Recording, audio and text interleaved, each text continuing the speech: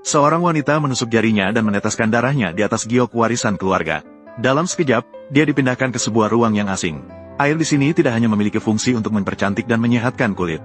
Bahkan, anak bebek di sini hanya perlu 1 hari untuk tumbuh menjadi bebek besar, dan juga bisa memindahkan barang dari luar ke dalam ruang ini. Setelah menemukan fungsi ajaib ini, yang ingin dilakukannya adalah membalas dendam pada ayah sampah, ibu tiri, dan adik tiri yang licik.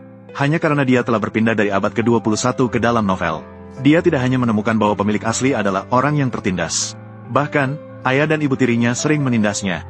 Tidak lama kemudian, mereka berdua mulai menipunya untuk menggantikan adik tiri yang licik. Takut dia tidak pergi, mereka bahkan berbohong dan berkata bahwa keluarga kita juga akan dipindahkan bulan depan. Pergi ke desa dengan wajah marah. Itu jauh lebih baik daripada dipindahkan.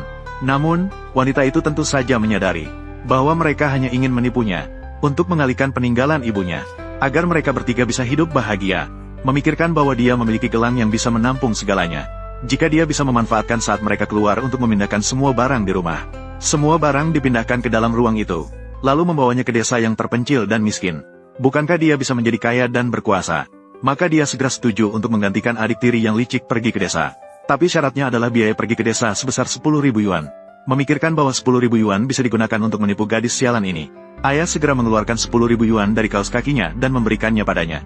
Memikirkan bahwa dia akan menjadi seorang wanita kaya kecil di masa depan. Untuk mencegah mereka menghisap darahnya. Maka, kali ini saya pergi ke desa. Karena ini demi kebaikanku. Ayah, jika tidak, tulis lagi surat pernyataan putus hubungan keluarga. Dengan cara ini lebih aman. Ibu tiri sangat senang mendengarnya. Dia segera meminta suaminya untuk menandatangani.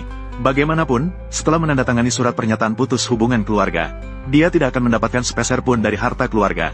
Dengan cara ini, keduanya memiliki niat tersembunyi. Lalu mereka menempelkan cap jari mereka di surat pernyataan putus hubungan keluarga. Karena harus pergi ke desa, jadi pekerjaannya harus diserahkan kepada adik tiri yang licik. Karena proses administrasi masih memerlukan waktu, jadi kantor memutuskan untuk membiarkan si licik itu mulai bekerja di pabrik setelah 3 hari. Bagus sekali. Terima kasih, Kepala Seksi Zhou. Setelah semua ini selesai, selanjutnya, mereka mulai memindahkan peninggalan ibunya. Kemudian mereka berbohong kepada wanita itu bahwa mereka akan pergi ke Subei selama 3 hari. Wanita itu tentu tahu tujuan mereka. Jadi dia dengan tegas setuju. Setelah mereka pergi, wanita itu juga memutuskan untuk mulai melaksanakan rencana balas dendamnya. Pertama-tama, dia menelepon Kepala Seksi Zhou di kantor, menyatakan bahwa dia tidak berniat menyerahkan pekerjaan kepada si licik. Alasan spesifiknya, setelah Anda selesai bekerja, aku akan menjelaskannya lagi padamu, agar si licik tidak memiliki kesempatan sama sekali. Kemudian dia menjual pekerjaan itu seharga 1.000 yuan, kepada Bibitian yang tinggal di sebelah. Selanjutnya, yang harus dia lakukan adalah mengosongkan seluruh rumah. Senang. Jadi dia membuka